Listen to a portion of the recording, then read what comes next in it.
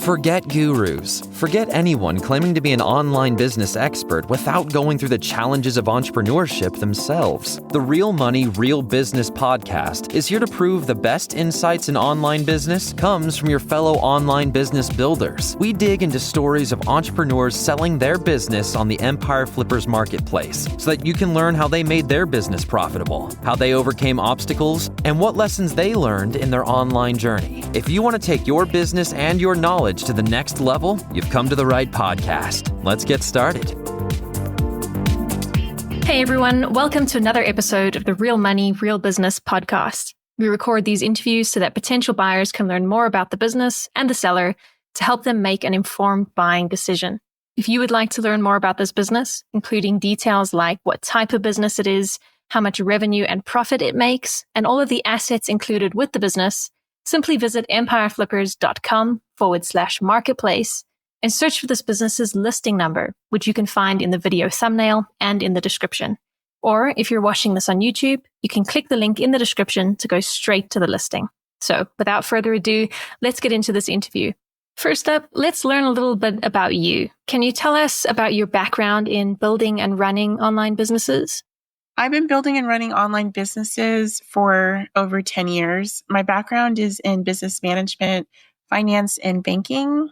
In the past, online businesses that I have successfully run include businesses in e-commerce, dropshipping, digital publishing, and online writing.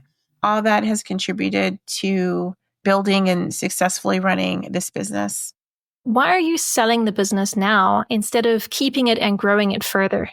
I'm looking at selling this business because I'm really interested in exploring my passion, which is going to steer me away from this niche. And I really want to devote my full-time effort and attention to this new project that I'm going to be launching. Can you describe the amount and the type of work that you do on this business to maintain it?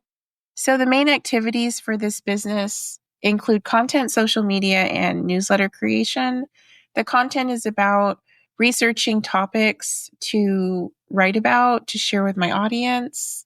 I'm also active on social media, and that involves posting regularly to the social media platforms that the business is active on, collaborating and partnering with brands to share new products, tools, software, and services with my audience, as well as creating a regular newsletter, writing it and distributing it to the audience on a regular basis. So if you were to keep this business, what are some of the ways you would try to grow it? If I were to keep the business, some of the ways I would try to grow it would include adding more content. While there's over 600 pieces of content on the website, I would continue to research, develop, and publish more content to rank on search engines and grow and drive even more traffic for the business. The second thing that I would do would be to focus on SEO, to optimize the existing content published, and SEO optimize new content to be published in the future. And then lastly, a focus on the subscriber base for the email newsletter and putting efforts toward that to grow the newsletter, which can bring about opportunities for email marketing. Right. And what would you say are the biggest risks with this business that buyers should be aware of?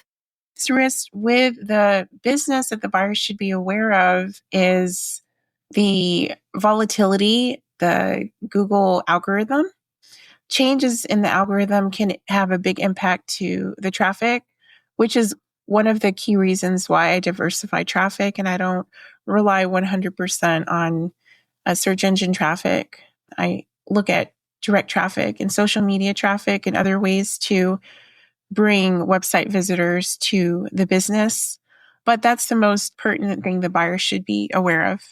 How much support are you willing to offer the buyer who acquires this business? I do offer post-sale support to the buyer, so I'm willing to offer as much support as the buyer needs as the business transitions to new ownership. Are you open to negotiating something like an earn-out agreement? Yes, I am open to a earn-out payment structure. Okay, final question. If you had to put yourself in the shoes of a buyer, why is your business a business worth buying? Putting myself in the shoes of a buyer, I do think that this business is worth buying.